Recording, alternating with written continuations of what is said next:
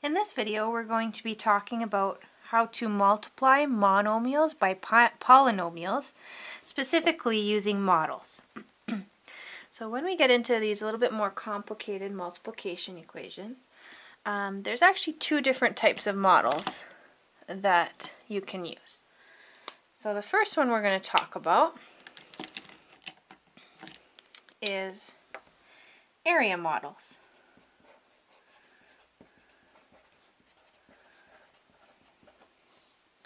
So let's start with an example. So here's our monomial, 3x, so just one term, and then times by a polynomial, specifically a binomial, so two terms, 2x plus 4. Okay, so we're timesing those two together. So what we do when we use area models is we actually think of this like the dimensions of a rectangle. So this would be like our width, 3x, times our length, 2x plus 4. So let's just draw out a rectangle here. So our width, we're going to represent with 3x, that's the dimension, and then the length is a binomial. So what we need to do is we actually need to break this down into two, kind of like that, because we want to break these terms down. So this first distance we're representing using 2x, and this second distance is positive 4. So there's our area diagram.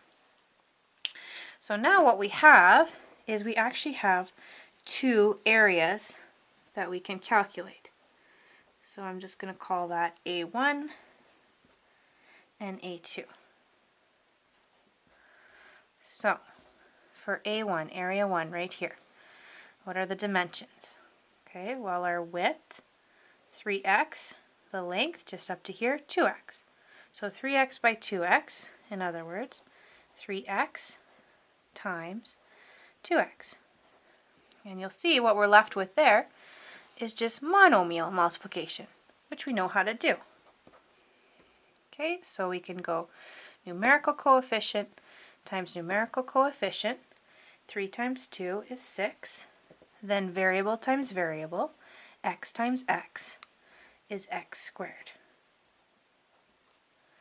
So there's A1. Now on to A2. So again, the width, it's the same. Okay, this is in line with this, so that width is still 3x times the length, that's just this little segment, 4. So again, we've got two monomials being multiplied together. So numerical coefficient times numerical coefficient, 3 times 4, 12, x times no variable, well, we're going to be left with just x. Okay, so now for my final answer, it's going to be the total area of this shape. So I broke it down into two. So my last step is going to be to just add those two together. So my final answer would be 6x squared from area 1 plus area 2, 12x. So there's my final answer. So what we call that is we call it distributed, or we can call it expanded, but basically we take it from being two polynomials to just as one. So this is in a simpler form. We can't take it any further. We can't actually add these because these are not like terms. We need like terms to add. So that's as far as we can go. But that would be our answer for that one. The other type of models that you can use is the good old algebra tiles. So I've got my legend here. So this same legend that I've been using is what we're going to work with. So here's the example. We've got 2x times 3x minus 5. Okay, so start with our frame, just like we've been practicing. Okay, and the monomial, 2x. So it's positive because there's no integer symbol, so that leaves me with the green rod here. And of course I need 2 of those.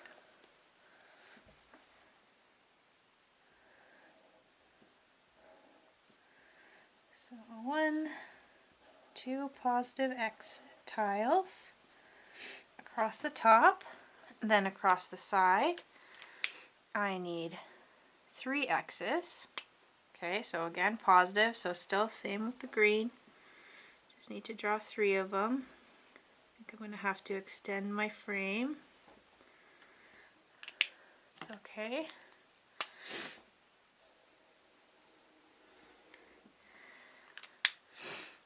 But the other thing I have here, I don't just have 3x, I also have negative 5. So if I look at my legend for where my constants are, they're the little itty bitty ones, and the negative is the white side.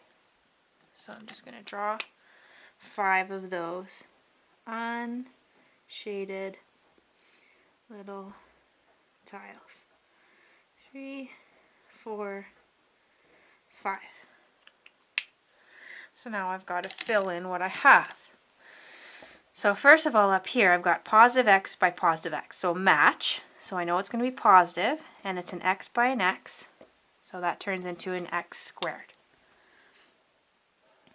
So x squared here, positive since it's a match, and here positive,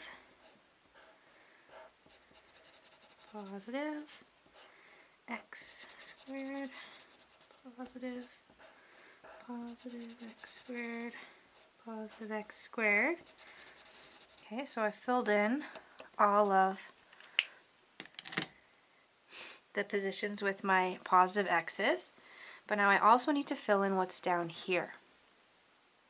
So what I've got is I have little negative, and then I also have an x. So think about it this way.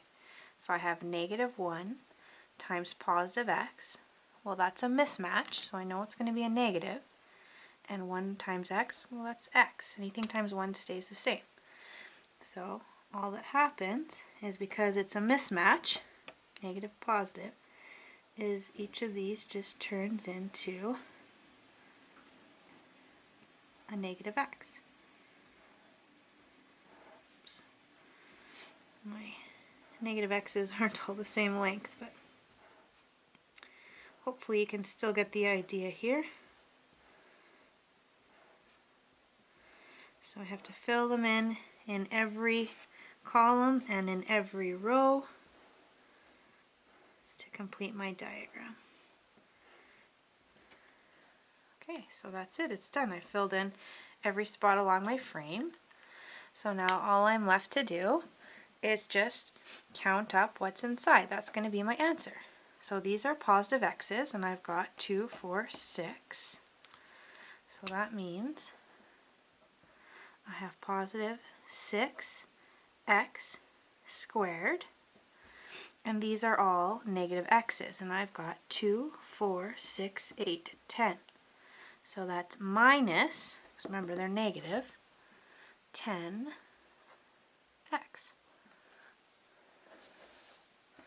So that would be my final answer right there, 6x squared minus 10x.